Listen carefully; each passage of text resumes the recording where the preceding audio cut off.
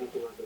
It is. I've been in Paul Cézanne, the painter, always felt that he had to, I mean, up until the end of his life, when he created the Bathers in like 1907, always felt like he had to create a big painting, but in terms of size, but in terms of a great piece of work. Do you think about that? Well, see, it's different. A book is a different kind of object for me. A painting, however big it is taken in all at once. Size is an entirely different component of it. For a book, a big book means the reader is going to have to spend a long time reading it, which means your burden of proof goes up, right? Big books are more challenging, they're more intimidating. If you're talking about Infinite Jest, I have a problem with it, and it's one reason why I'm grateful to find a really good editor. Infinite Jest did not start out to be this long. It started out to be a fractured multiple narrative with a number of little characters. And it became, perhaps I was just in denial that this was going to require great length. At a certain point, it became clear that it's going to be very long. Feminists are all saying this. Feminists are saying white males like, okay, I'm going to sit down and write this enormous book and impose my phallus on the consciousness of the world. And you said, if that was going on, it was going on at a level of awareness I do not want to have access to. do you still play tennis? I do play tennis. I no longer play competitively. You played as a junior, and you were competitive and good. I was good. I was not even very good. I was between good and very good. I was good on a regional level. And one of the things about writing a piece about Michael Joyce, who's 100th in the world and junior champion, is I really had to realize that there were a lot of levels beyond the level that I was on. That incident for me, which I know you haven't asked me about, and I'll tell you about, is ended up, it's very weird, and I'm surprised Esquire bought it. It ended up being way more autobiographical than anything. It's supposed to sound as a profile, But it was about you. Unfortunately, a lot of these different And then, therefore, back to David Lynch. How is that about you? Trying to think of a way so that this will have anything to do with what we talked about before. Imagine you're a hyper-educated avant-gardist in grad school learning to write. Right. Screen gets all fuzzy now as the viewers have played the movies. Coming out of an avant-garde tradition, I get to this grad school, and the grad school turns out all the teachers are realists. They're not at all interested in postmodern avant-garde stuff. Now, there's an interesting delusion going on here. So they don't like my stuff. I believe that it's not because my stuff isn't good, but because they just don't happen to like this kind of stuff. In fact, known to them but unknown to me, the stuff was bad. It was indeed bad.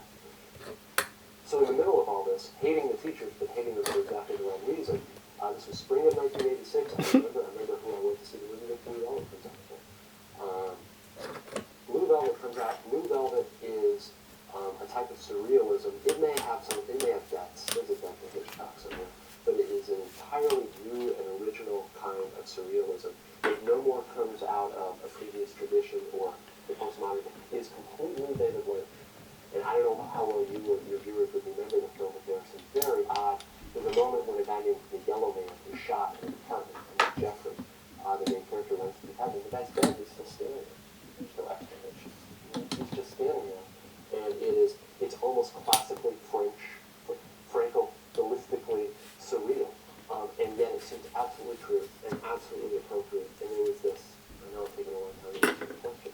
There was this way in which I all of a sudden realized that the point of being postmodern or being avant-garde or whatever wasn't following a certain kind of tradition, that all that stuff is BS imposed by critics and camp followers afterwards, that what the really great artists do, and it sounds very trite to say that. Well, what the really great artists do is they're entirely themselves. They're entirely themselves, they've got their own vision, their own way of fracturing reality, and then if it's authentic and true, you will feel it in your nerve endings. And this is what Blue Velvet did for me. I'm not suggesting it would do it for any other viewer. But Lynch very much helped snap me out of the adolescent delusion that I was in about what sort of avant-garde art could be. And it's very odd, because film and books are very different mediums. But I remember going with two poets and one other student fiction writer to go see this, and then all of us going to the coffee shop afterwards and just, slapping ourselves in the forehead. And it was truly episodic experience. You feel the same thing when you see you off on Highway. I hope so. Because same thing, and you walk out and you say, I have no idea. It just was an experience. And it was an experience inside of David Lynch's head. What's weird about Lynch, though, I didn't get it. did you see Wild at Heart? No. That was, yeah, I didn't see it. See, I don't think Well, Billy Laura Ward's good Dern at all. Yeah, yeah. Laura Dern and Nicolas Cage and their great performances. Was Willem Dafoe in there? Willem Dafoe is in that with black stumps for teeth. Right. I mean, there's all kinds of, and it's set up exactly the same way, and yet it falls flat. There was some magic that Blue Velvet had, and I think it has to do with the 4-year-old concept of a well-developed central character who is Jeffrey Kyle MacLachlan. Whereas in Wild at Heart is a weird intertextual allusion to Future to Kind with Marlon Brando and Sicario, and there's all these arch sort of, but there weren't really any characters in it, and so I don't know. The interesting thing about Lynch is it going to be absolutely great or is it going to be cringingly horrible? And I ended up really rooting for Lost Highway. Getting ready for Robert Blake in this movie. I don't know if you've seen this movie. But the movie does, this movie does for Blake what Blue Velvet did for Dennis Hopper, which you remember was in oblivion before this movie. And now all of a sudden, you know, he could do Coke commercials for the movie. Yeah, I don't know whether to do that for Robert Blake, but you mean Dennis could. Yeah. Dennis could do Coke commercials, yeah. He could. I mean, But my memory of Robert Blake is, you know, that's the name of that tune, or Beretta or something. And now all of a sudden they've got him made up like Max Shrek and Nosferatu. way over time. Let me just ask one last question. You have gone through, you in your personal life, you've kind of been to hell and back. Yes.